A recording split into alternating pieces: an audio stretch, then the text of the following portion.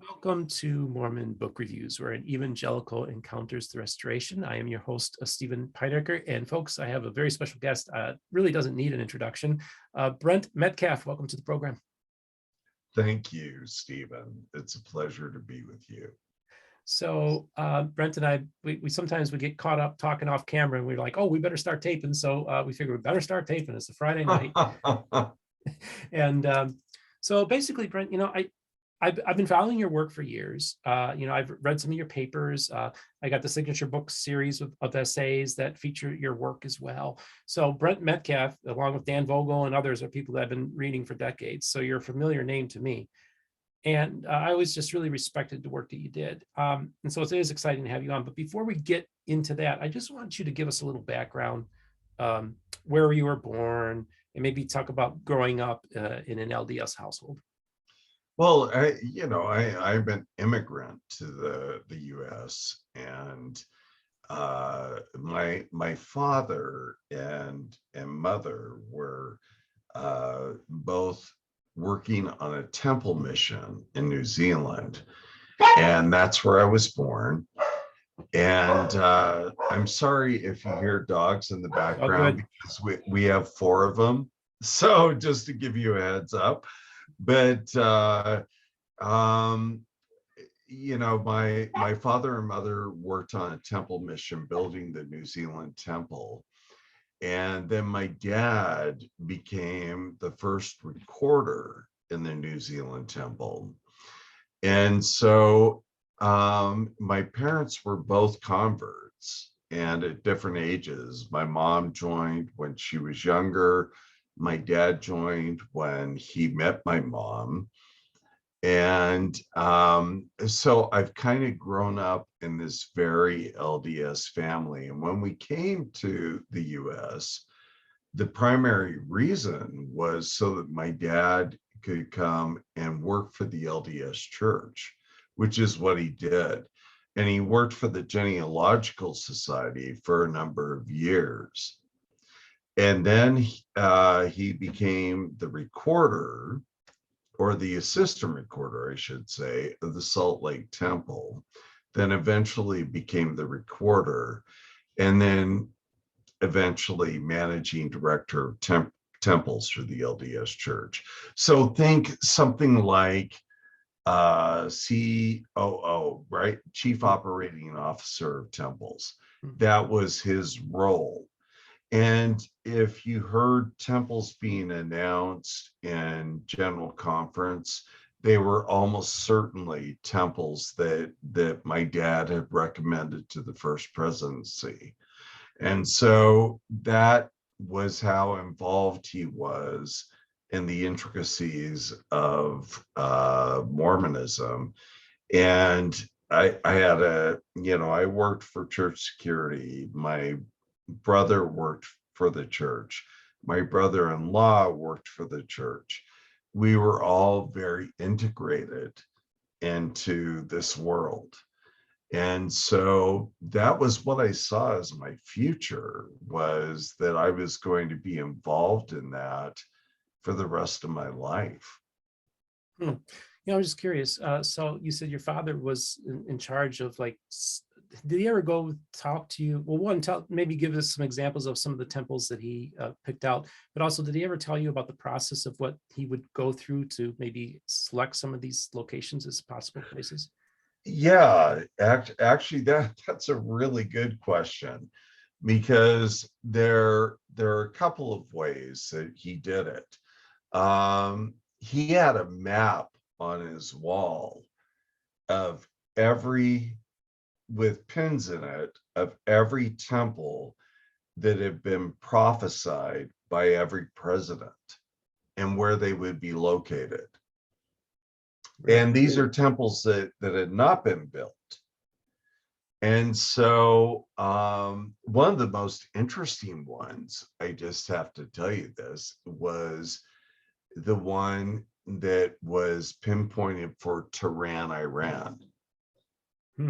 And I've always found that, to this day, probably the most fascinating temple, that of course has never been built, but had a pin in it on the map. And so so basically he would go through that type of process, and then he would also look at the number of members in a given area, and that would have a significant point, and the activity rate. He had, he had a whole team. It wasn't just him. He had a whole team around him, and they would sit down and go through and say, what would be the most logical place to put the next one? And then they would take those recommendations to the first presidency. And of course, they could reject them. They didn't have to accept them. But more often than not, they would accept them, and that's where the next temple would be built. So would they would pick out the like they would say this is the place that it's supposed to be built, and then your father would then scout out locations, or would he actually go and actually say, oh, this would be a great city to put a temple? How did that work? Yeah, the opposite way around. Okay. My dad would go through whether it's the prophetic utterances ones, okay, of former prophets, okay, or current prophets, okay, even, and then look at which ones are feasible given okay, the number of members, okay, and the population and so on. And then he would identify that this is where it needs to go. well, really cool. Thank you for And then that would go to the first presidency, okay, right? And then they would look at that and say, do we agree or not agree? Right? Because they had the first right of refusal, so to speak. right, I mean, they could look at it and say, no, we don't agree with that, or yes. And of course they would go through the whole process. I mean, I don't want to minimize that they didn't go through the process of, praying about it and determining, is this the right place? I don't want to minimize that, because I'm sure that they did.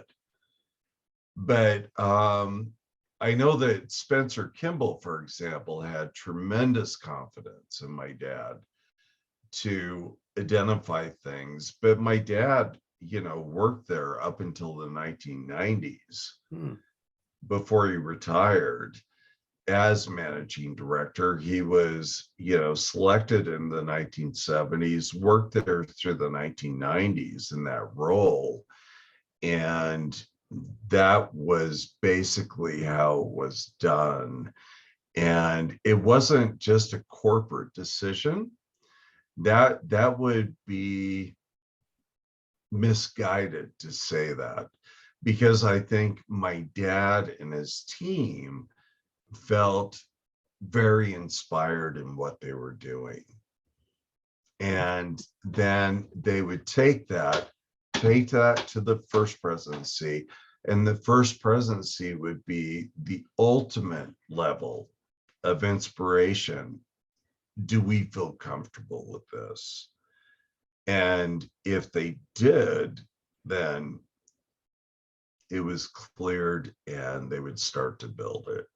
Wow, very interesting to me. Yeah, it's just to find out the process of how that works. Now, you had mentioned earlier on that you and your brother got into church security. So why don't you tell us how you got into that?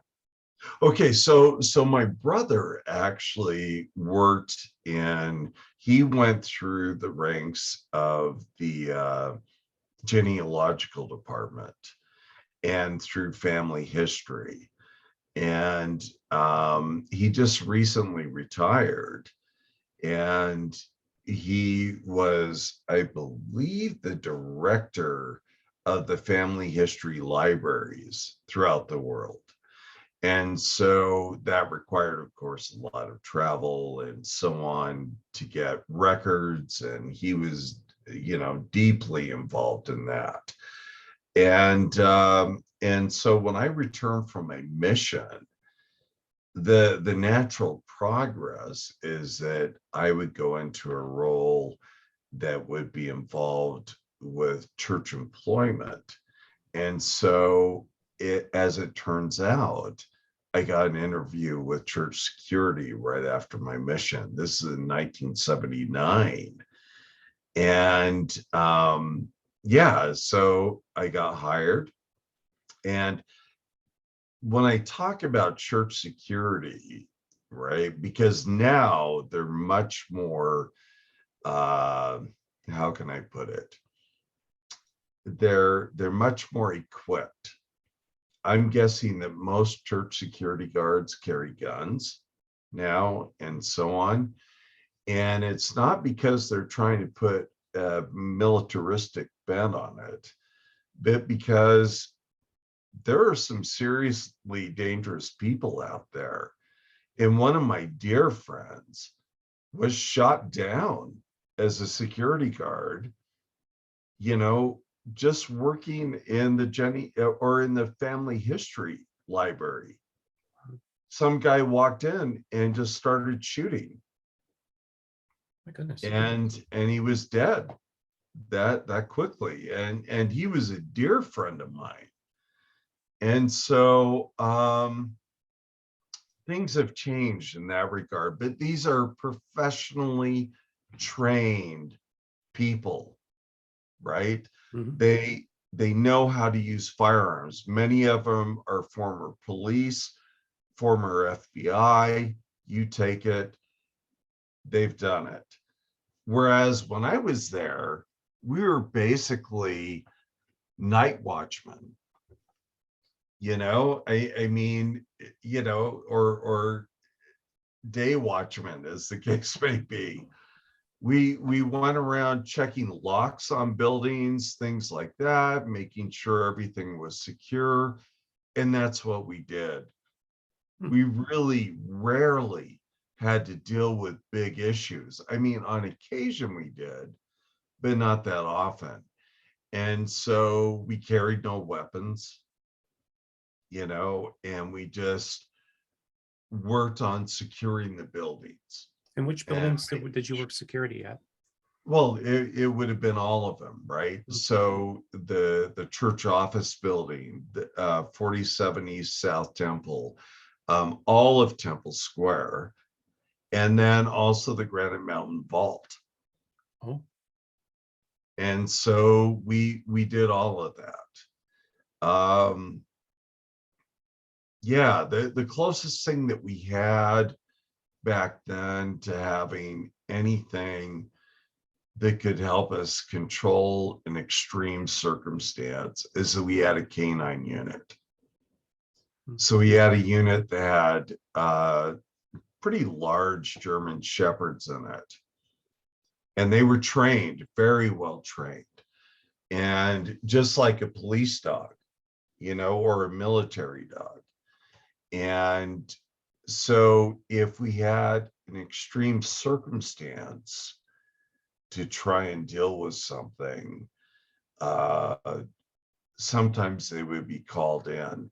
And they never attacked anyone. It was purely to get someone under control. And that was it.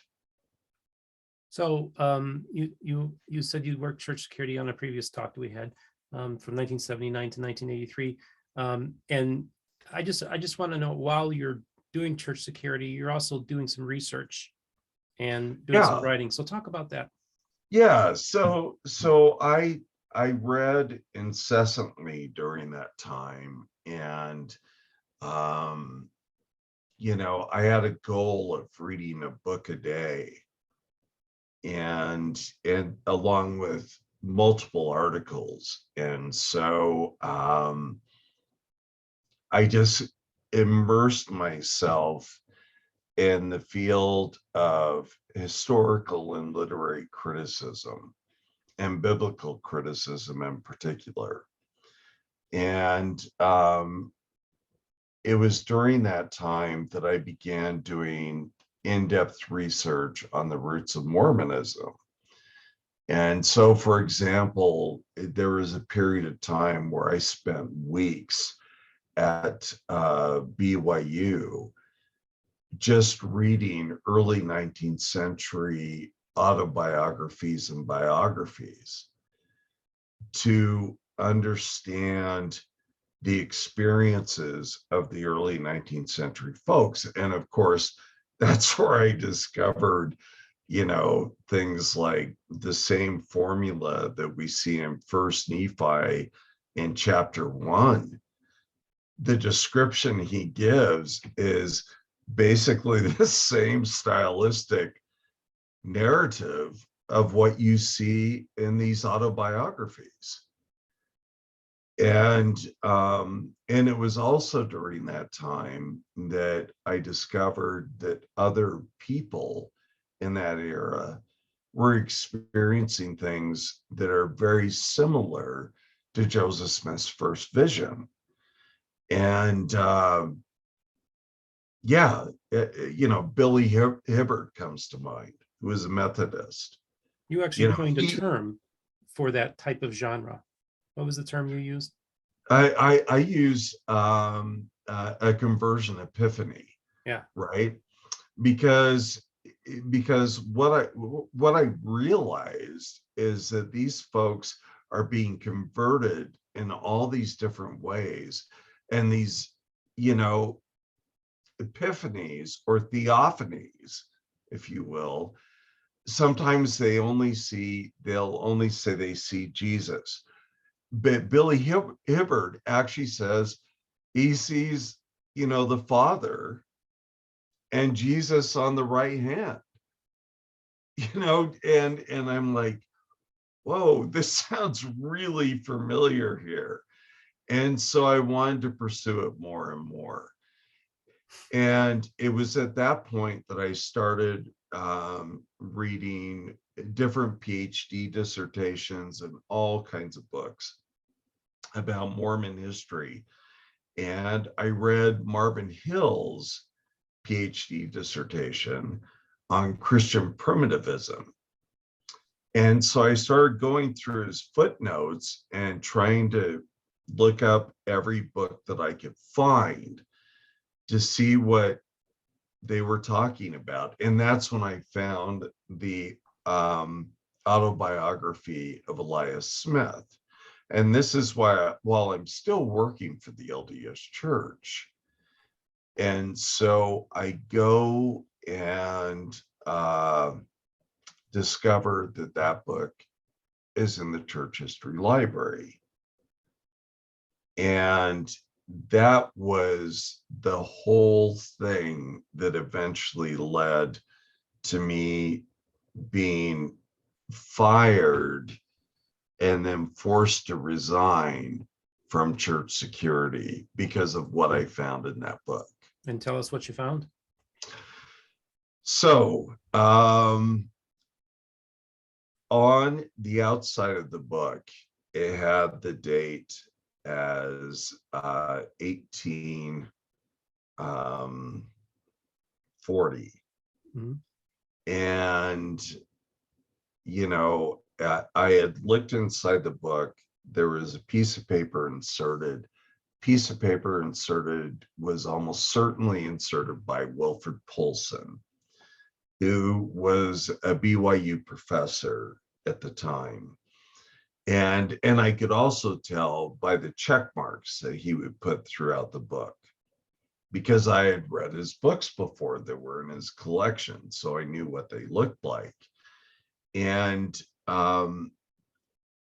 inside of this book, he had put a parallel between the life of Joseph Smith and the life of Ethan Smith.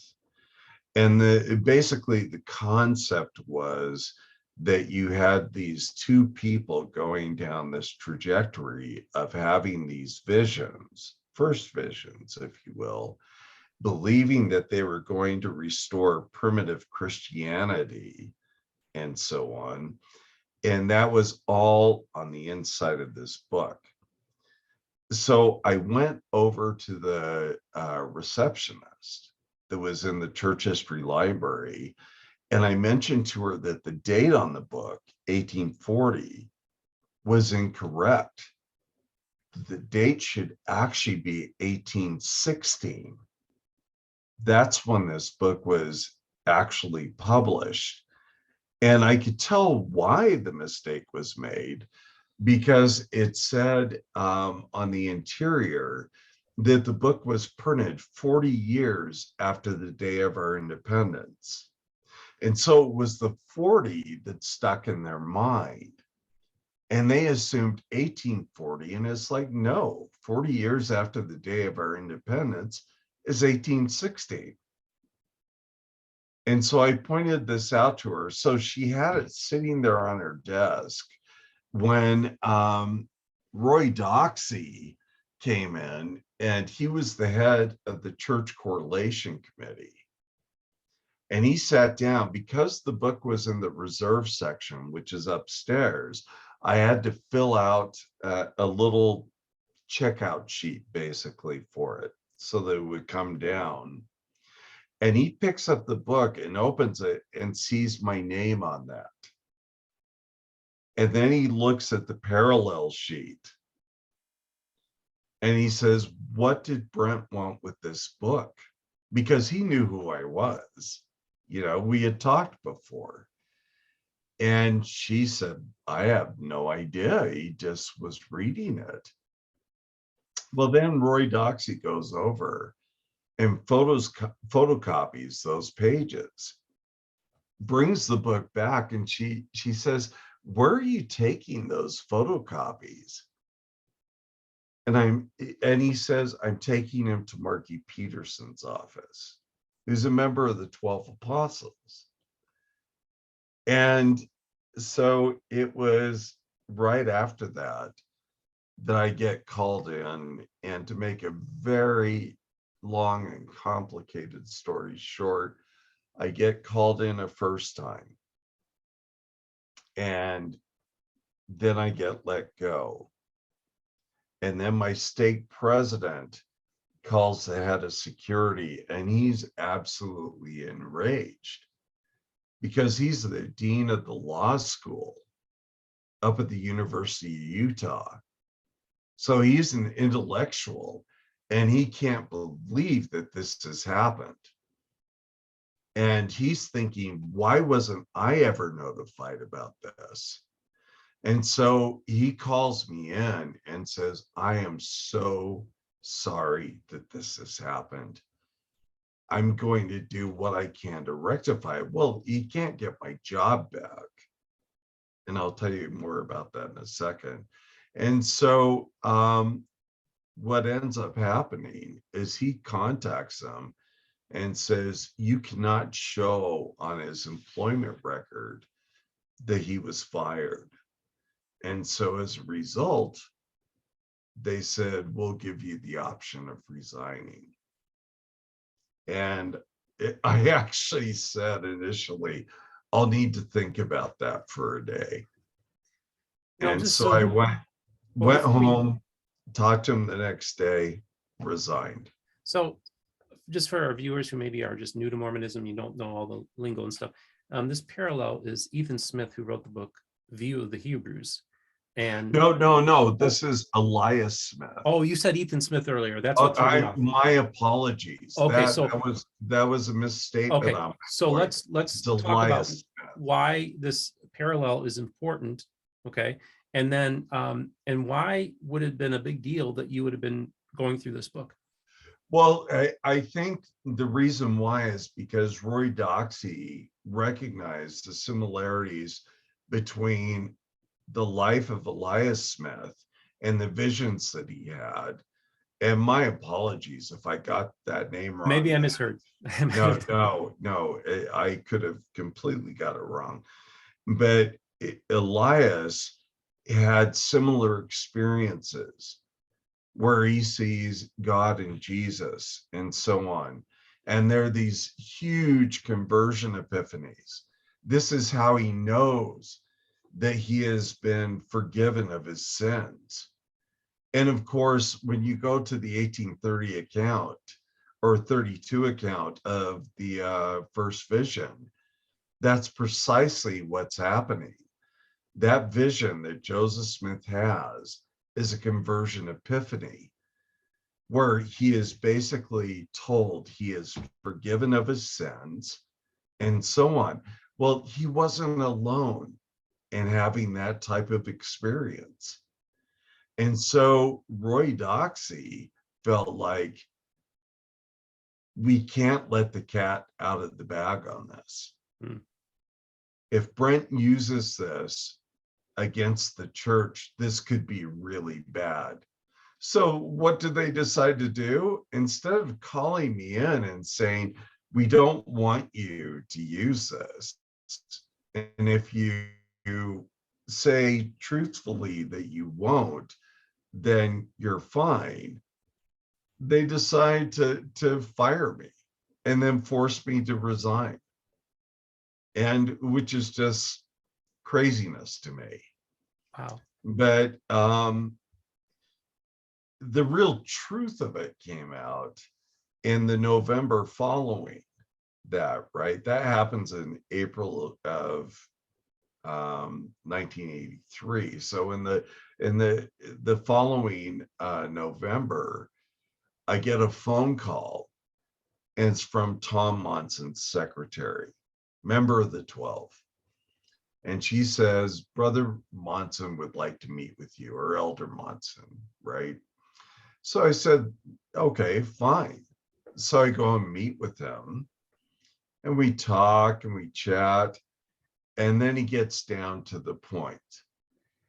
And the point is that he gives me a non-apology, basically. He says we can never apologize for what an apostle has done, because we can't risk embarrassing that apostle. He doesn't say that what the apostles have done is wrong. He just says that that's kind of the rule.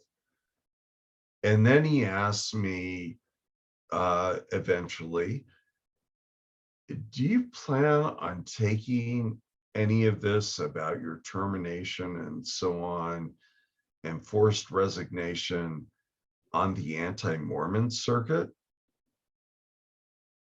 That's the concern that they have. And I was so offended by that, because I was an active LDS member when that happened. And I was so deeply, deeply offended. But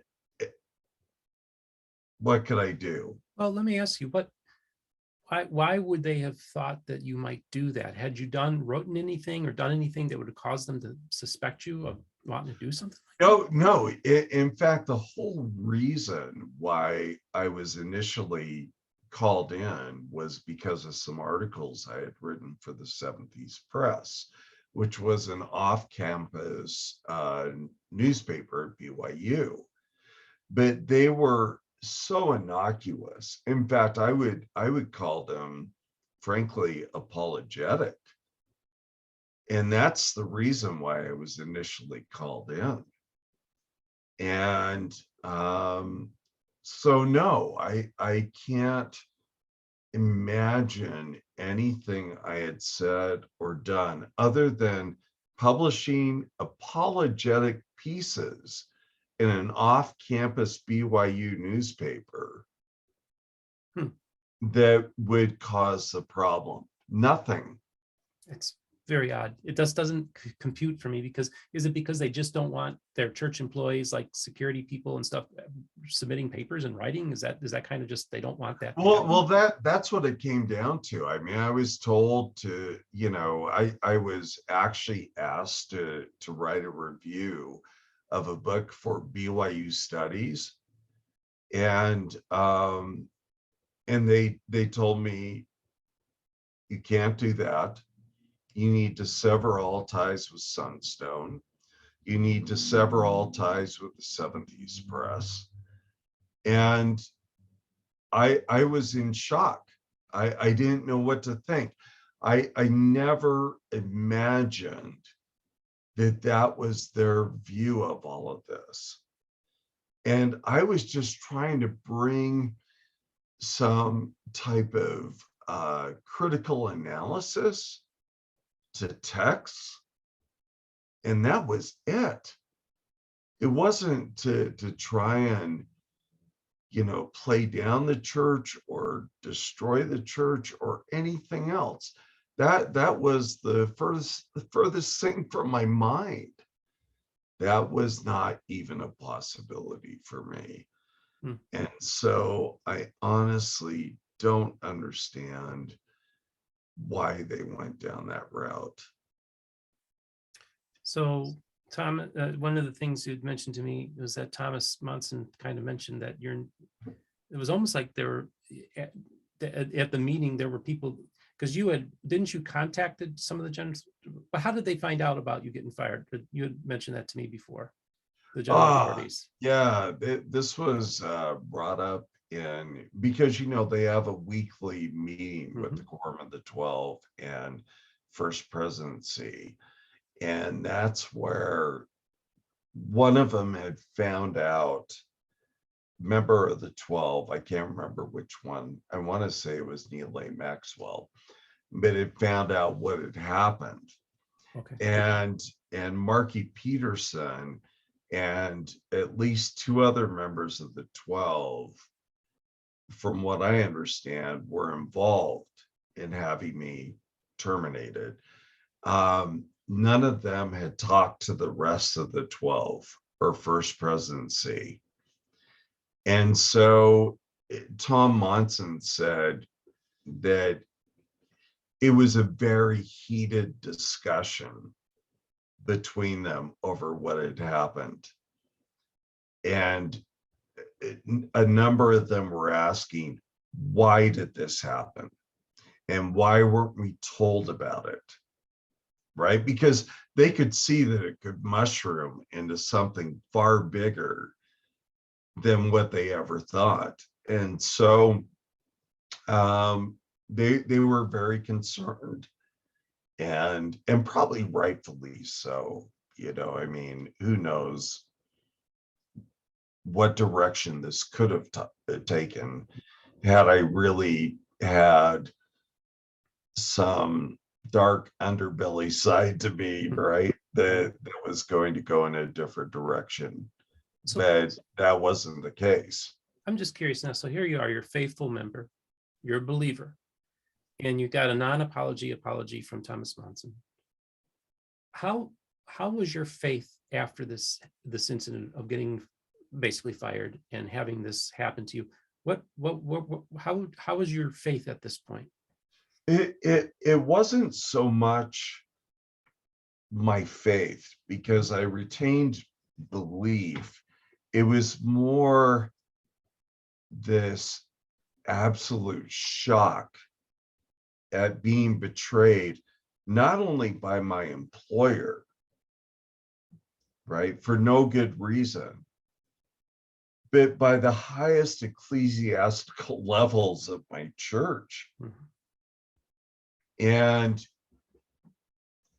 that was just so disconcerting to me. Now, keep in mind, I had grown up in a home where I had always been taught that the church leaders were anything but infallible. So I knew that, but I just never thought it would happen to me. That's what completely shocked me. And it was a very, very difficult time. I mean, I remember it vividly. And the family conversations that we had. And, who's to blame? And my mom was so angry that they had done this to me. And it was just a very difficult time, but it wasn't that I had lost faith in the church at all. it was that I felt so betrayed. And I never imagined this happening to me, especially at my age, for goodness sake. Yeah. You know, I got home from my mission in 1979, and here we are in 1983. And all this is happening, and all of these major general authorities are involved. And it's like, what's going on? And so, yeah, it was extremely difficult. So, you're really threw yourself into this research in this period of time. What was your intention? Were you just doing this like for your own personal benefit with the possibility of publishing or writing a book? I mean, what was your, or were you just reading it for the sake of reading it because you just loved it? Oh, to write more pieces that would defend Mormonism, basically. So, apologetics. Right? Yeah. It was apologetics with a critical eye. Okay. Right? It wasn't your typical apologetics that you would associate with, say, farms or something like that. It was taking biblical scholarship, historical critical scholarship, literary criticism, and bringing it to Mormonism and saying, what gems can we find here? It was never thinking, what are the skeletons in the closet? That was never it. And so that was my intent. I mean, in fact, to this day, I remember the Tanners, because I met them just shortly after my mission. I went and visited their bookstore because I had read some of their material while I was on my mission. And so I went and met them, and we had this spirited discussion. And Jerald came out, and I was talking to both Sandra and Jerald, and I went down there several times to talk to them. And they actually wrote in one of their publications that they thought I was going to become the next Hugh Nibley. And so that's the trajectory I was on at the time. Wow. And that's what my thinking was. Do you think the timing was wrong? Because you just had the Camelot years come to an end with with Leonard Arrington kind of being booted, and and so maybe it was just the fact that you were kind of doing the same stuff that they were starting to crack down on. Well, the Camelot era was not nearly as transparent as you think. I mean, I went in there all the time into the church archives and was declined access repeatedly for documents. The Camelot, the so-called, I want to call it Camelot area, was not nearly as transparent as you may think. Even Leonard Arrington, if you read his journals, right, that Gary Bajera edited, he talks about being refused access to certain historical works. And he's the historian of the church. And he's trying to get to the bottom of certain issues, and he's being completely declined access. And that's not good, and so to say that, the Camelot era was something really revolutionary, I think is a little bit misguided, because I'll tell you right now, there has never been transparency with historical documents like we have now. Nothing like it, not even a little bit. And so I applaud the LDS Church for the transparency that they have now. And but no, the Camelot era was nothing like that. I mean, like I said, I went in there doing research all the time. I was constantly in the archives, and I would get declined document after document after document. Fascinating. So you now are no longer employed by the church. Yes. Tell us what's happened, maybe the trajectory of your research and other things that are going on at this time. Okay, so my interest now, and have been for some time, is textual scholarship and Mormon texts, and trying to look at the texts with the view of all of the methods that come to bear in analyzing texts from a historical perspective. And so, for example, I'm very interested in handwriting. I'm very interested in looking at the manuscripts to try and determine what underlies erasures in a document and what was written over them, and so on.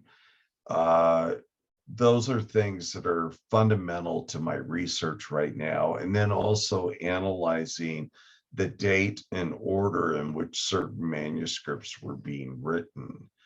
And so the Book of Abraham has already, always been a major theme for me, and looking at those manuscripts, and then Joseph Smith's Egyptian project as well, and all of those manuscripts, the Egyptian alphabet manuscripts and all of those. And that's really where my attention has been. But I've also applied that to the original manuscript of the Book of Mormon. My wife and I wrote a piece where we helped identify who unknown scribe number 3 is, and also who wrote the Characters Document, which isn't the person that the Joseph Smith Papers Project says it is. And Who was it? so, well, they say it's John Whitmer. Okay. And we went to great lengths. We gave a presentation in 2013, in which we presented considerable evidence that, in fact, it is not John Whitmer, but is his brother Christian, and that his brother Christian is also the scribe for other revelations that have been copied, that they've just said this is in an unknown scribal hand, as well as being unknown scribe number 3 for the Book of Mormon. And so, those are some things that we put together, and that's what I enjoy. That's the level of analysis that I think scholars need to take it to. And it's a little bit frustrating when I see scholars, basically proof texting, Mormon scripture without understanding the underlying textual development of a given verse. And as a result, they leave themselves two things. One, they leave themselves incredibly vulnerable for critique. But secondly, they're completely misleading their readers. And so I have a really strong feeling about that needs to be corrected. And I'm also very open to helping my friends, who are also deeply involved in this type of research, to help them get to where they need to go as well, because I'm happy to share my knowledge. What are some of the things that you doing your research basically since 1979, and writing papers and articles? Yeah. What would you say? Give me some of the highlights of some of the things some of the important contributions that you've made, or things that you've uncovered that were big surprises to you? Well, a couple of the things I would say is my essay in my 1993 publication, New Approaches to the Book of Mormon, which is on the priority of Mosiah. And what's important about that, now keep in mind, the idea of the priority of Mosiah was already talked about before I ever published this article. But in this article, I try to explain that the reasons why people have accepted that notion in the past are in fact misguided and often simply incorrect. And so I went through, the first thing I do is I go through some of those very specific arguments and debunk them and just say, no, these are not going to work. And then I give very specific arguments as to other reasons why we should believe that this is the case. And the one thing that I would change in that is a section of my text critical portion, because all I had access to at the time were rather poor photocopies of the microfilm of the the printer's manuscript. And so the argument that I made there, I think, is actually incorrect. Now that I've seen color, well, I've analyzed the printer's manuscript in person at the Community of Christ archive. And I've looked at it, analyzed it, and I know that the argument I made doesn't work, because mine was going off of, these black and white poor photocopies. And that's all I had access to. I tried to get access to more, but I couldn't.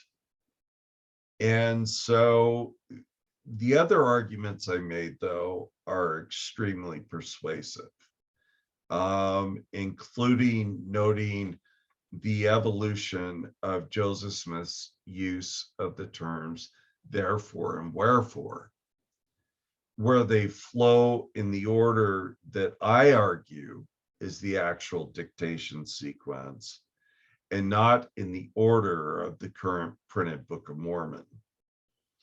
And so I think that is a very important discovery. And that's something that I actually discovered in the mid 1980s. And I was taking handwritten calculations of all of these, because this is pre-computer days for me anyway, right? Mm-hmm. I'm making handwritten calculations of all of these words. And I think I got it pretty much correct all the way through. And you can see an absolute development in the order of Mosiah priority going through, and then going back to First Nephi through Words of Mormon. Hmm. Wow. And so that was one thing. Then other things, I corrected the identification of a picture that was argued to be that of Charles Anthon, right? And it's actually in the Joseph Smith papers, right? If you, I believe it's in volume 1 of the document series. And so, and it was on their website for a very long time. And so I wrote this piece up, and the Library of Congress even had it incorrect. Yep. And so I went through and said, no, it's not Charles, it's his brother. And so I went through and corrected that, and the Library of Congress actually changed it. They changed the identification based on some emails that I sent to him. Yeah, and more power to you. I mean, because I've seen that picture before, and I was like, and it had it described as Charles Anthon. Exactly. Exactly. And it's actually Anton. Oh, Like Mark Antony. oh, okay. Right. Interesting. And the reason why we know that is because I believe it was his nephew or someone actually explains the pronunciation of their last name. Huh. And it's Anton, not Anton. Anthon. So anyway, oh, there you go. Another discovery. But my wife Erin made that discovery. That's so cool. That's awesome. Yeah. So getting back to the Characters document, you said that it was written by Christian Whitmer. Was that the document that Anton saw, do you believe, or is that a copy? No, it wasn't. It couldn't have been, right? Because Joseph isn't even with Christian until he goes to Fayette, New York. And so, no, it couldn't have been Christian. But the reason how we determine this is that there's a photograph, that was taken probably later 1800s, and it's a picture of the Characters document. But what it includes is the rest of the piece of paper that was underneath, but it's kind of folded up in pieces. But there's a portion right under the Characters document in handwriting. The book of the generation of Adam is sitting there. And we looked at that. We started researching like mad. Whose handwriting does this match? Well, the Joseph Smith papers, those folks identified it as John Whitmer. Well, we went through and said, no way, this cannot be John. And there are several key indicators as to why. And so we only had one sample of Christian Whitmer's signature. And that particular sample actually had the characteristic features, that we see in that handwriting.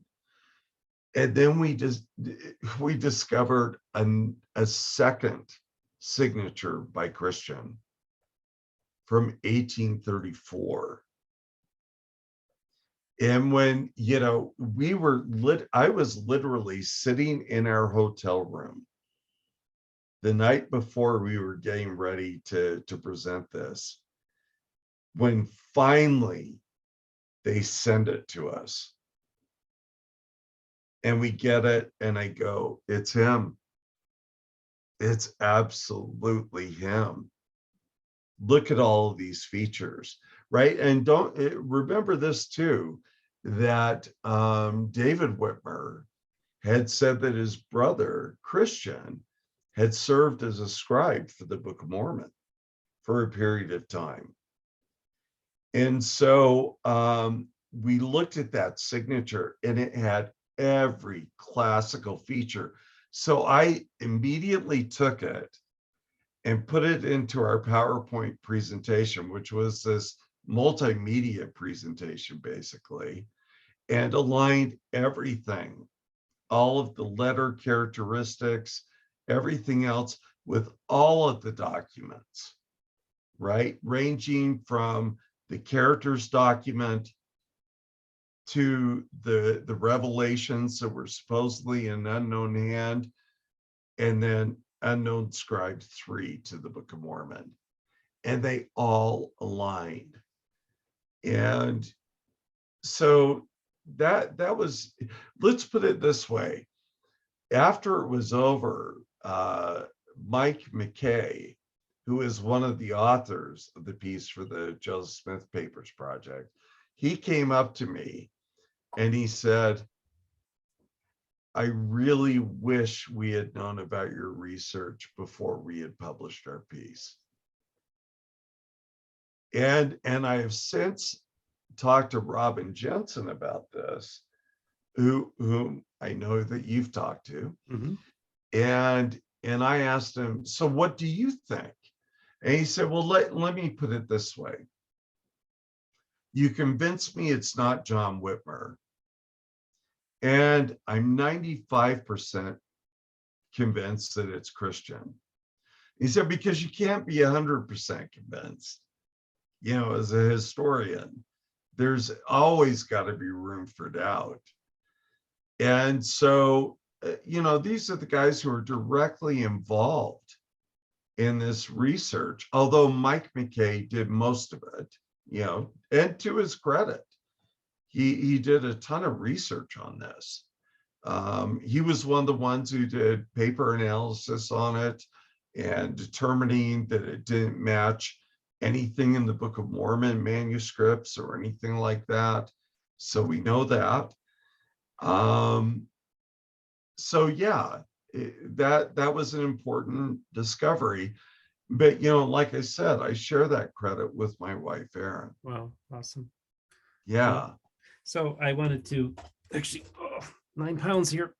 All right, so this is a big book. One of the things actually, when I talked with Rob, and I brought up to him that I've been talking to some people that are trying to get the Characters Document under a spectral analysis like they did with the original manuscript.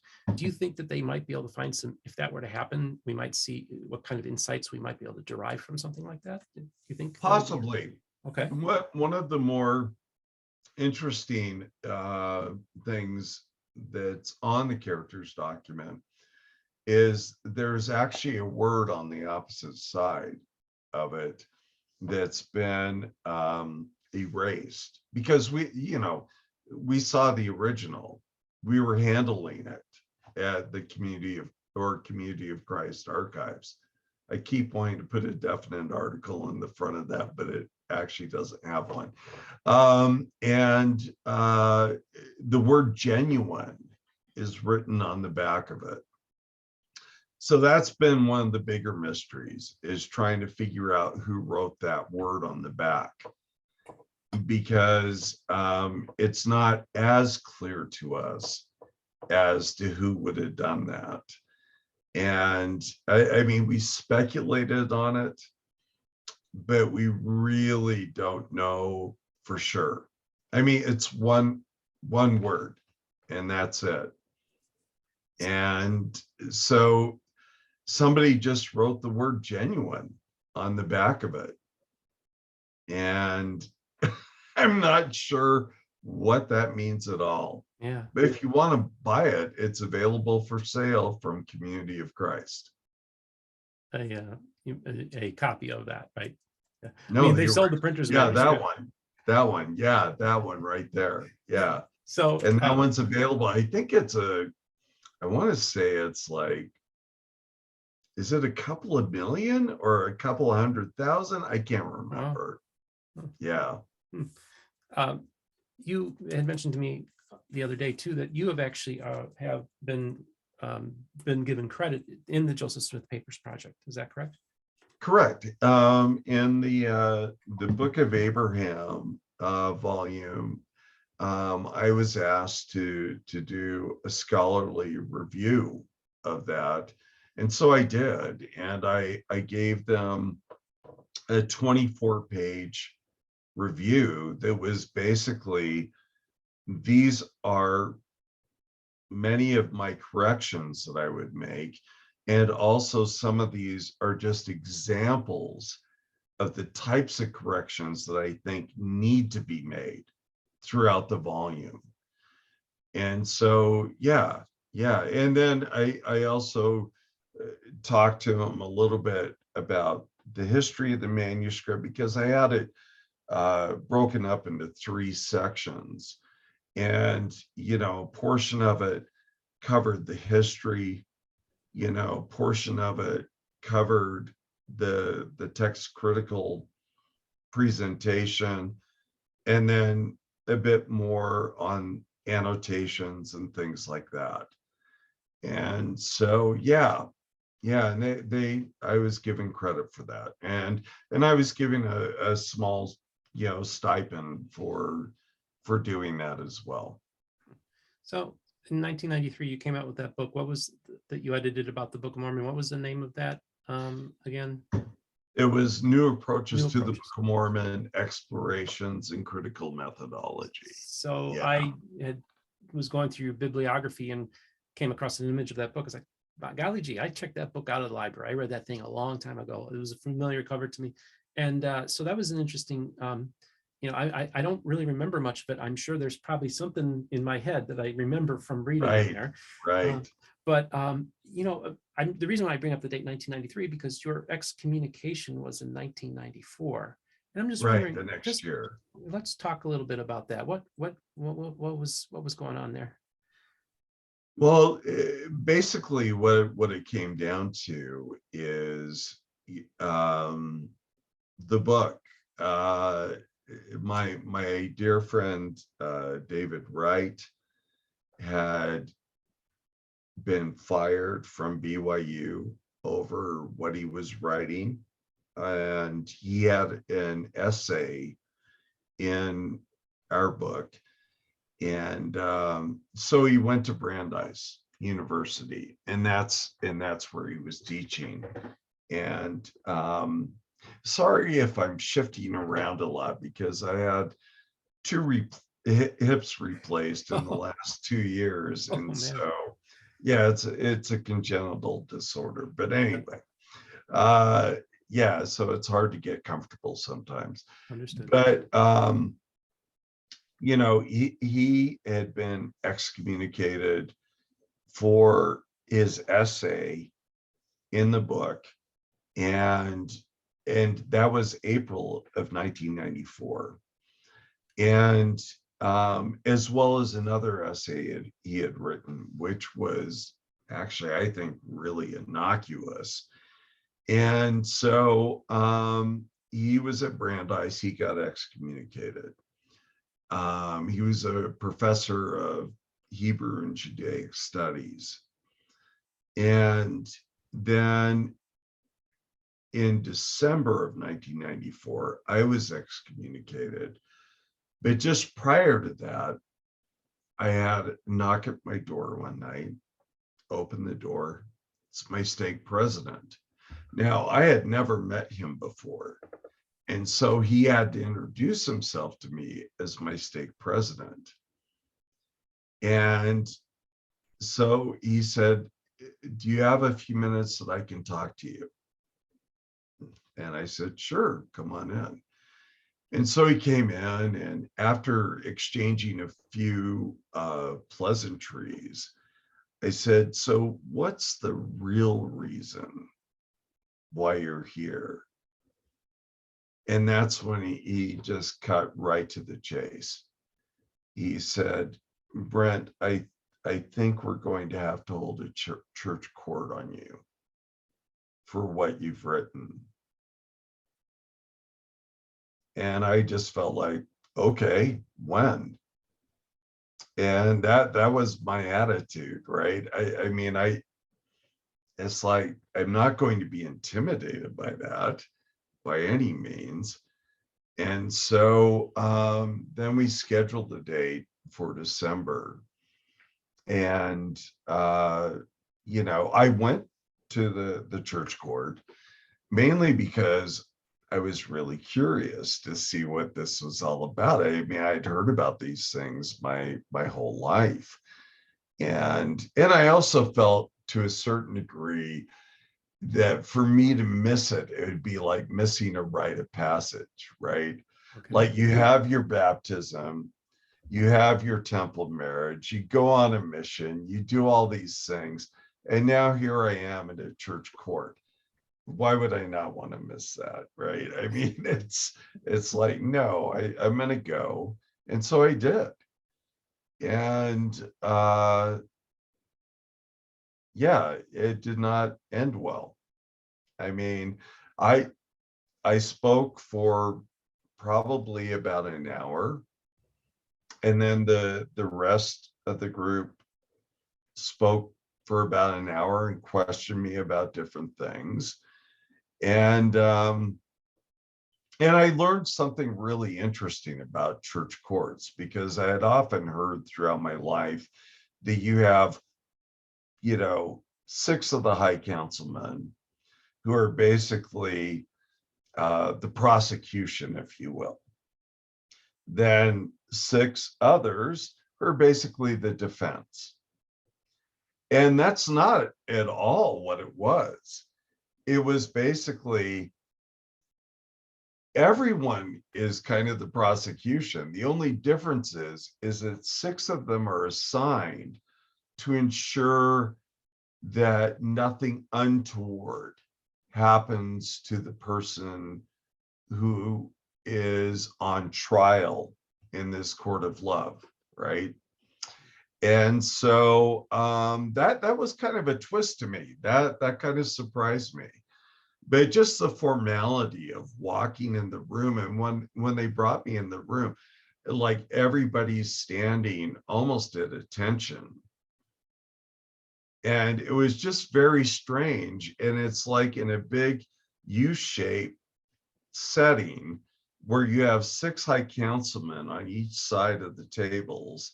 Then you have the stake presidency and, you know, the stake clerk sitting next to them at the other end. And then I'm sitting at the opposite end. So there I am on my own, right? Surrounded by all of these folks. And, you know, in retrospect, that was a really strange event. But it went on, like I said, for about 2 hours. And at the end, I opted to actually stay and wait for the verdict. And it took them about, I want to say about 55 minutes or so. And I was called back in. And that's when I was told I was being excommunicated. I mean, my stake president had New Approaches to the Book of Mormon sitting right on the table in front of him the whole time the proceeding was happening. And so I was told I was being excommunicated, and that was it. And I stood up, and they were all coming over and like shaking hands with me, like I was to be congratulated about this. And one of them even said, well, maybe you'll be like Alma or the sons of Mosiah, right? Who had angels appear to him and they came back to the church. And I looked at him dead in the eye and I said, there's one difference. They were never excommunicated. Yep. And he just stood there speechless. He didn't know what to say. And that's the fact of the matter, right? They were never cut off from the church. They were going out persecuting the church and all kinds of things. And I wasn't doing that, certainly. And so it's kind of ironic to see where they went with that. So was it, just so I'm curious, was it a member of the congregation that read your book and was offended? Or do you think that maybe they got a telephone call to proceed with this court? Well, actually, it's interesting that you should say that, because I was asked during the course of the proceedings by one of the high councilmen, do you believe that like general authorities have directed us to do this? And I turned to him, to all of them, and I said, no. I believe what the stake president told me. And he said that he was directed to do this because of a complaint from the bishop of my ward.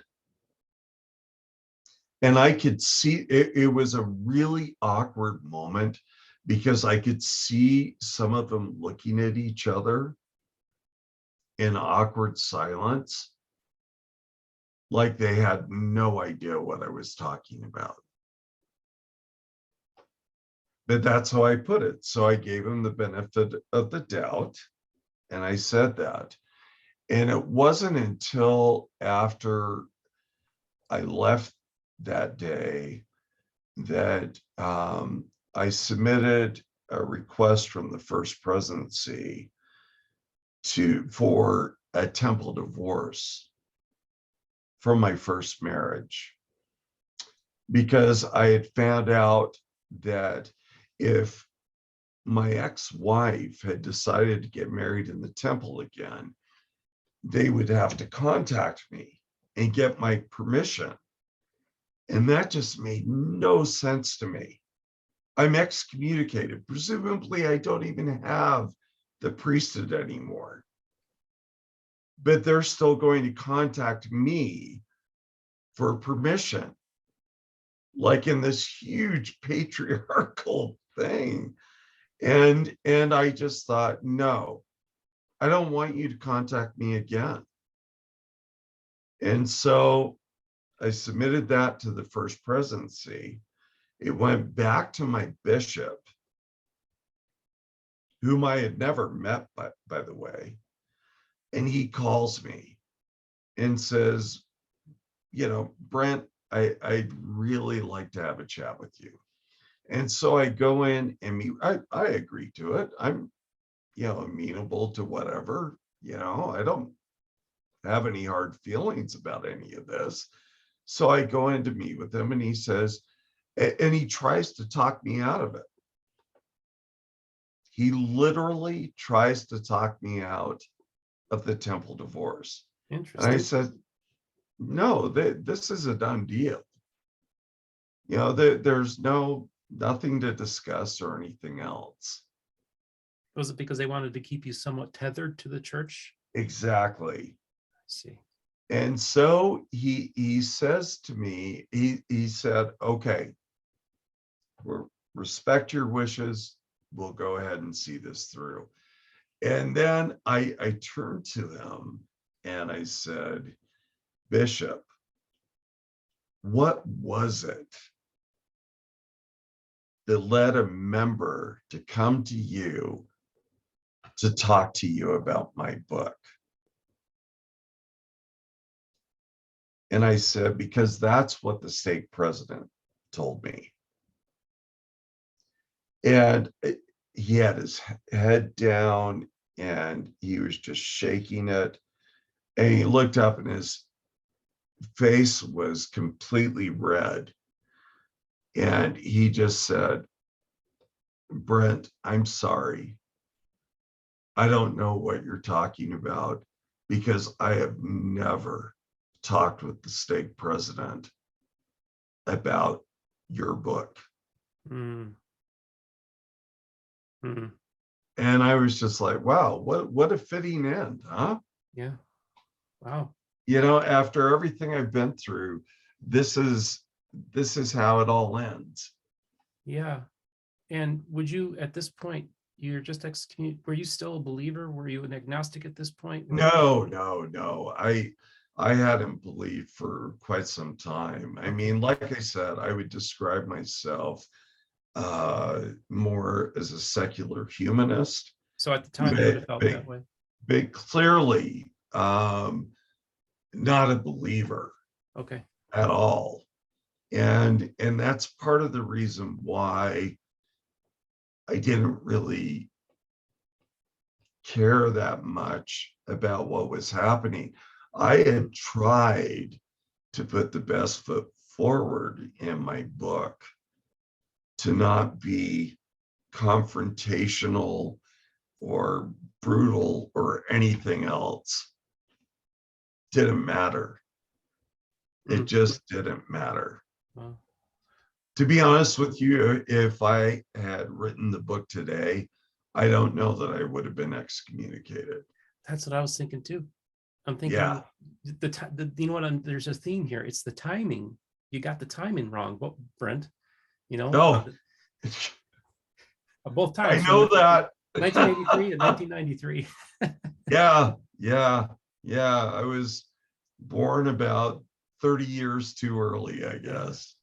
Wow. So pretty wild. Well, I just wanted to, kind of just wrap this up a little bit and just talk about how about a year ago, we're coming on the 1-year anniversary of the series, A Murder Among the Mormons. Yes. And I've spoken to almost, actually, Brent Ashworth and Sandra Tanner have been on. I did talked to Jared Hess. He's expressed interest in maybe coming on my program at some point as well.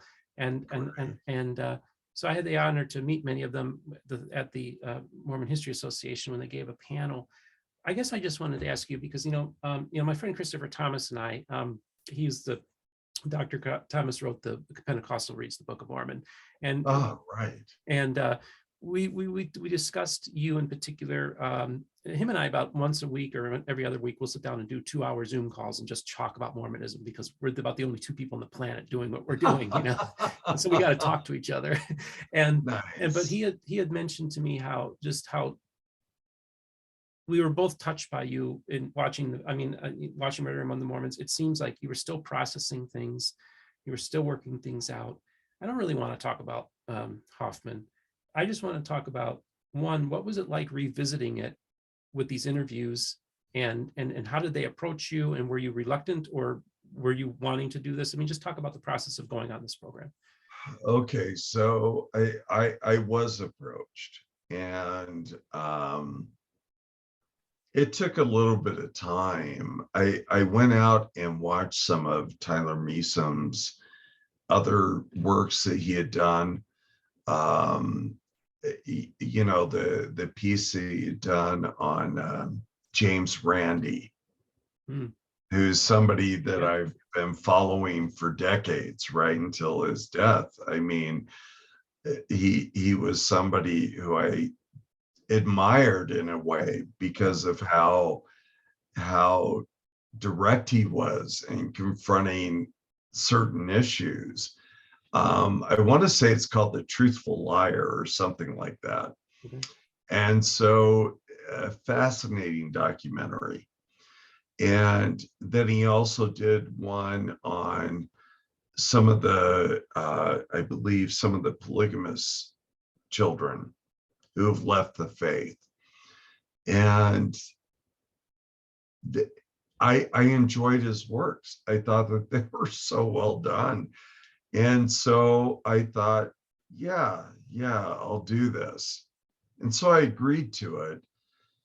But I went through a ton of turmoil leading up to it. And they were actually, originally, my wife and I were going to fly out there. But then I said, I'd rather just do it in our home. And that's so all the shots that you see of me, that's me in our house. Got it. And they were going to New York to interview folks, and then coming this way, they were kind of making their way across the country. So they came here, and I remember just a day or two before they arrived, talking to my wife and just saying, I can't do this. I can't do it. I don't want to. This is going to be awful. I can't do this. And she was the one who talked me into it, actually, and said, look, just do this and get it out of you, And so to a large degree, that experience was extremely cathartic. And that's kind of what was going on with me through that whole thing. I mean, I was interviewed for a good 8 hours over 2 days. And it was extremely emotionally taxing from beginning to end. Even at times where I seem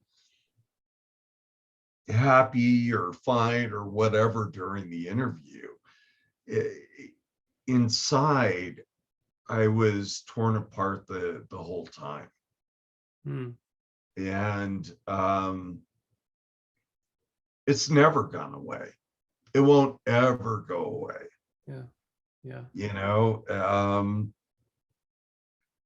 It's just never going to leave. And so I'm kind of stuck with that. And I've grown accustomed to it. I remember for the longest time when October 15 would roll around, I would start feeling all kinds of anxiety, and I wouldn't even know why. Hmm. And then all of a sudden I'd remember what the anniversary was. Hmm. And that happened for years and years and years. It was awful. And so, yeah, incredibly difficult and gut-wrenching. And it's not easy to talk about your most intimate feelings when you're on camera.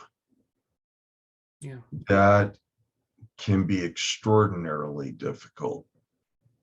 So And it was. it was, yeah, I mean, it was amazing just watching you. And I just want to ask you, did you actually sit down and watch the full Murder Among the Mormons series? Yeah, not at first. Mm-hmm. I mean, it took me a little bit of time to want to watch it. And finally I did. And it was hard because I felt like I was reliving a lot of that again. And so it was difficult. That's all I can say. It was very difficult.